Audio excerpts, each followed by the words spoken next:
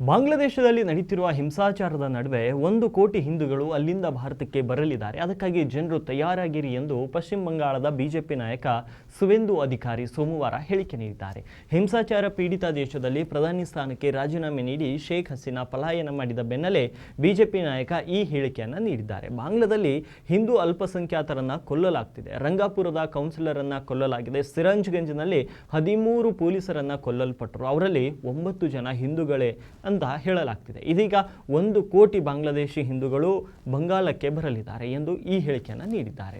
ಸರ್ಕಾರಿ ಉದ್ಯೋಗಗಳಿಗೆ ಕೋಟದ ವಿರುದ್ಧ ವಿದ್ಯಾರ್ಥಿಗಳು ದೇಶಾದ್ಯಂತ ಭಾರೀ ಪ್ರತಿಭಟನೆ ನಡೆಸಿದ್ದು, ಇದು ಕೆಲ ವಾರಗಳ ಹಿಂದೆ ಹಿಂಸಾಚಾರಕ್ಕೆ ತಿರುಗಿದೆ. ಇಂದು ಶೇಖ್ ಹಸೀನಾ ಪ್ರಧಾನಿ ಹುದ್ದೆಯನ್ನು ತ್ಯಜಿಸಿದ ಬಳಿಕ ದೇಶ ರಾಜಕೀಯ ಬಿಕ್ಕಟ್ಟಿಗೆ ಸಾಕ್ಷಿಯಾಗಿದೆ. ಈ ನಡುವೆ ಬಾಂಗ್ಲಾದ ಸೇನೆ ಅಧಿಕಾರವನ್ನು ತನ್ನ ಕೈಗೆತ್ತಿಕೊಂಡಿದೆ. ಹಸೀನಾ ರಾಜೀನಾಮೆ ಬಳಿಕ ಸಾವಿರಾರು ಪ್ರತಿಭಟನಾಕಾರರು ಆಕೆಯ ನಿವಾಸಕ್ಕೆ ಮುತ್ತಿಗೆ ಹಾಕಿದ್ದಾರೆ. ಆಕೆಯ ತಂದೆ ಹಾಗೂ ಬಾಂಗ್ಲಾದ ಸಂಸ್ಥಾಪಕ ಶೇಖ್ ಮುಜಿಬುರ್ ರೆಹಮಾನ್ ಅವರ ಪ್ರತಿಮೆಯನ್ನು ಪ್ರತಿಭಟನಾಕಾರರು ಧ್ವಂಸ ಮಾಡಿದ್ದಾರೆ.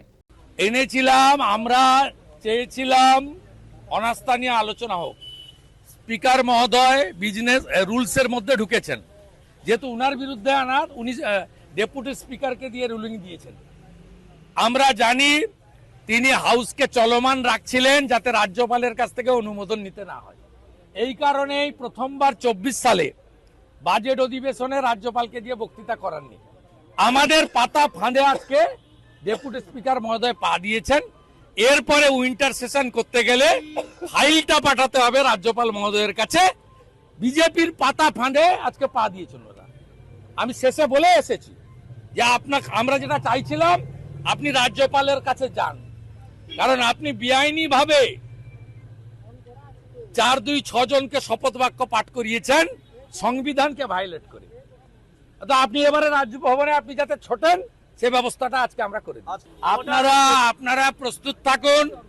1 কোটি শরণার্থী পশ্চিমবঙ্গে আসবে। বাংলাদেশে হিন্দু কতল চলছে। রংপুরের কাউন্সিলর নগর পরিষদের হারাধন নায়ক তাকে খুন করা হয়েছে। সিরাজগঞ্জে 13 জন পুলিশ খুন হয়েছে, থানার মধ্যে 9 জন হিন্দু। নোয়াখালীতে হিন্দু বাড়ি পোড়ানো হয়েছে। আমি পশ্চিমবঙ্গের মুখ্যমন্ত্রী রাজ্যপালকে বলবো অবিলম্বে ভারত সরকারের সঙ্গে কথা বলুন, কারণ সিএতে পরিষ্কার আছে ধর্মীয় উৎপীড়নের কারণে যদি কাউকে মার খেয়ে আসতে হয় আমাদের দেশ নেবে। এটা অলরেডি পার্লামেন্ট করেছে। আমি আপনাকে বলছি এই পরিস্থিতি যদি 3 দিনের মধ্যে কন্ট্রোল না হয়, জামাতের হাতে মৌলবাদীদের হাতে বাংলাদেশ যাচ্ছে। 1 কোটির বেশি হিন্দু শরণার্থীকে নেওয়ার জন্য সবাই মানসিক প্রস্তুতি নেন।